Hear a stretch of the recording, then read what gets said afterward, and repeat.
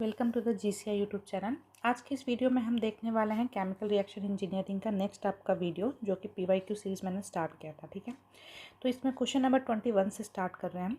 तो question number 21 है आपका, which of the following can change if only the catalyst is change for the reaction system. ठीक है, आपको ऑप्शन जो है इसमें गिवन था। फर्स्ट है आपका enthalpy of reaction, second activation energy, third is the free energy for the of the reaction and the last option is equilibrium constant. ठीक है, ये है आपका गेट 2015 में ये पूछा गया क्वेश्चन। ठीक है, तो बेसिकली आपको बोल रहा है कि अगर आप कोई रिएक्शन सिस्टम है उसमें अगर आप कैटलिस्ट चेंज करते हो तो कौन सी ऐसी चीज़ है जिसमें जो है चेंजेस आएंगे। ठीक है, अब लाइक हम इसको नॉर्मली समझते हैं। लाइक यहाँ पे आप जानते हो कि अगर हम एनर्जी और प्रोसेस ऑफ रिएक्शन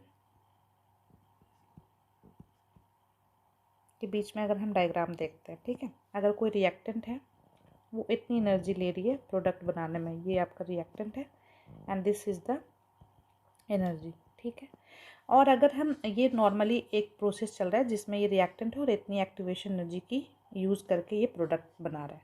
अगर अब हम कैटलिस्ट जो है वहाँ पे लगा देते हैं, मतलब कैटलिस्ट अगर हम चेंज कर देते हैं, तो हम क्या जानते हैं कि जो कैटलिस्ट है वो बेसिकली एक्टिवेशन एनर्जी को क्या कर देगा, घटा देगा। मतलब इसका जो पाथ है वो शॉर्टन कर देगा। ये पहले इतना एनर्जी ले रहा था, अब ये कम एनर्जी में वो कैटलिस्ट जो है उस कैटलिस्ट के इस्तेमाल करने से इसको अगर हम कम एनर्जी भी देंगे तो भी वो सेम रिएक्शन होगी। तो बेसिकली ये जो करता क्या है, ये जो भी रिएक्शन हो रहा है मतलब रिएक्टेंट है उसके एक्टिवेशन पार्ट है, मतलब जितना हमें एक्टिवेशन एनर्जी उसको देना पड़ रहा था वो अब उतना नहीं देना पड़ रहा है। तो बेसिकली ये इफेक्ट किस पे पड़ रहा है, ये पड़ता है आपकी उस रिएक्टेंट की एक्टिवेशन एनर्जी पे। सो बेसिकली इसमें क्या हो जाएगा कि अगर हम कैटलिस्ट चेंज करते हैं रिएक्शन सिस्टम का तो it will effect only the activation energy and it is given in the option B. So option B is the correct answer for this. Okay, now come to the question number 22. It is the reaction rate constant at two different temperature, that is T1 and T2 are related by. तो ये आपसे बोल रहा है कि reaction constant जो rate constant होता है जो कि K होता है वो आपका टेम्परेचर से कैसे रिलेटेड है वो आपको बताना है। ठीक है, अब लाइक ये आप देख सकते हो कि अरेनियस इक्वेशन में हम जानते हैं कि K इज इक्वल टू होता है आपका K0 into e to the power मतलब exponential minus E A upon R T.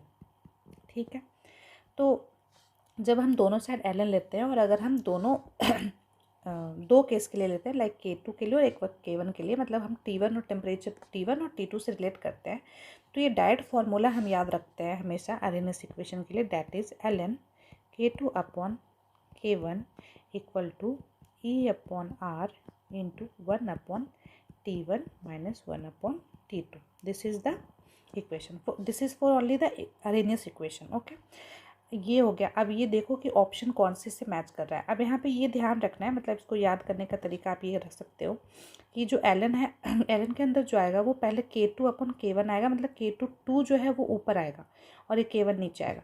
But जो टेम्परेचर है वहाँ पे पहले T1 आएगा उसके बाद T2 आएगा। इसको अगर आप डिराइव भी करोगे ना तो ये माइनस का साइन है, इसके वजह से ये चेंजेस आता है। आप इसको K1 एक बार K1 ले सकते हो, एक बार T1 ले सकते हो, फिर एक बार K2 ले सकते हो और T2 ले सकते हो। दोनों को आप जो है इसको रेशियो लेके आप इसको ऑलरेडी मतलब कर सकते हो डिराइव, बट ये डायरेक्ट फार्मूला आप इसको याद रख सकते हो। ये फार्मूला बहुत इजी सा है, तो ये ध्यान रख लेना। और इसमें देखो कि ऑप्शन जो है कौन सा मैच कर रहा है। तो ऑप्शन जो है आपका Ln K2 अपन K1 इसमें भी है, इसमें भी है, बट यहाँ पे देखो E/R इंटू 1/T2 है, तो ये नहीं होगा। ठीक है, आपको हमेशा ये ध्यान रखना है 1/T1 होगा, ये आप डिराइव करके भी देख सकते हैं।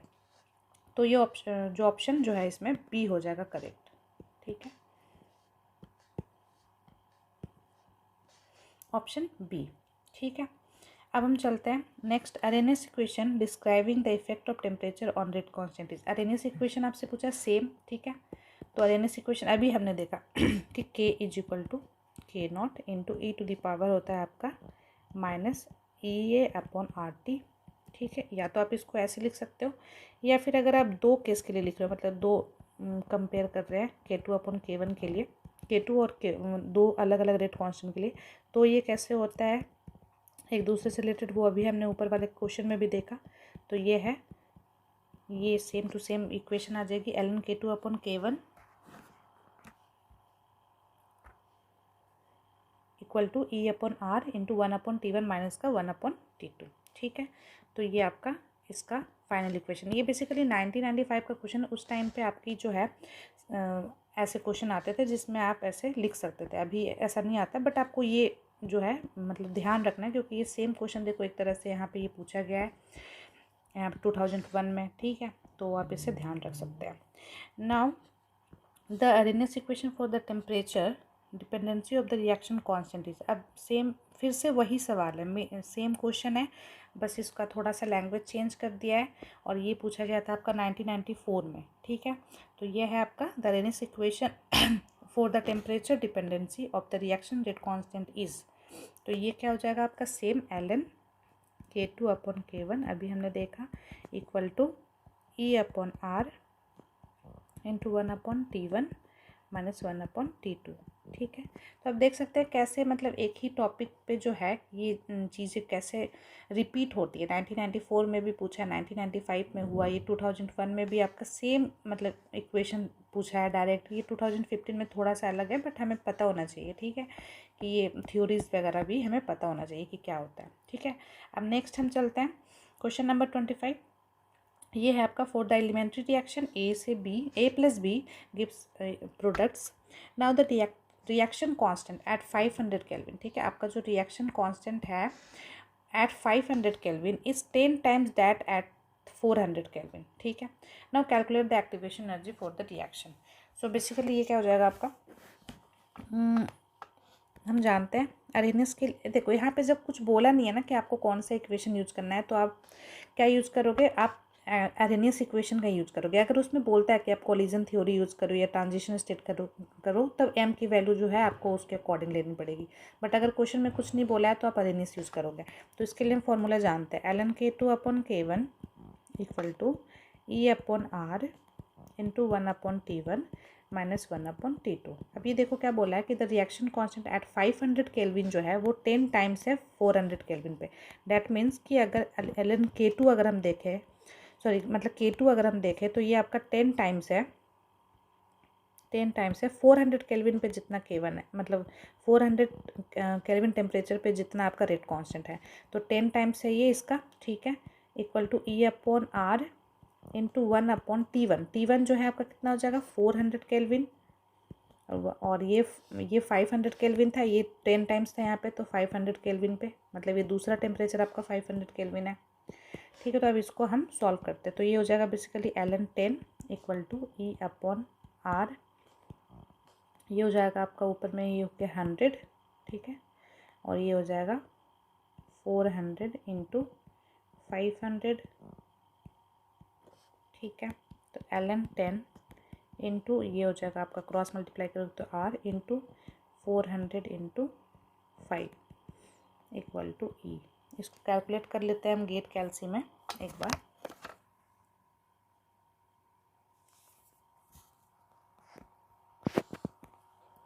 तो ये तो हो गया आपका 20 इंटू 100 2000 इंटू ln 10, तो ln 10 इंटू 2000 इंटू R की वैल्यू हम जानते हैं 8.314 into ln 10 equal to E। हमसे एक्टिवेशन एनर्जी पूछा था, तो ये आप गेट कैल्शियम कैलकुलेट करोगे तो ये आ रहा है आपका 38287.38, ठीक है। तो ये बेसिकली किस में आ जाएगा, ये आपका आ जाएगा जूल पर मोल में, क्योंकि हम जो R की वैल्यू यूज़ कर रहे हैं ये देखो यहाँ पे 8.314 ये आपका जूल पर मोल में है। तो जूल पर मोल केल्विन में, तो केल्विन से केल्विन आपका कैंसिल हो जाएगा, तो जूल पर मोल बचेगा। तो ये आपका आया जूल पर मोल में। अब इसको अगर हम किलो जूल में अगर लिख देते हैं तो 38.287 किलो जूल पर मोल, ठीक है, ये हो जाएगा। तो ये हो गया आपका फाइनल आंसर एक्टिवेशन एनर्जी का, ठीक है। तो इसी तरीके से हम, ये आपका लास्ट क्वेश्चन था इस वीडियो में। क्वेश्चन नंबर हमने 25 तक देखा। नेक्स्ट वीडियो में हम देखेंगे नेक्स्ट 5 क्वेश्चन, ठीक है।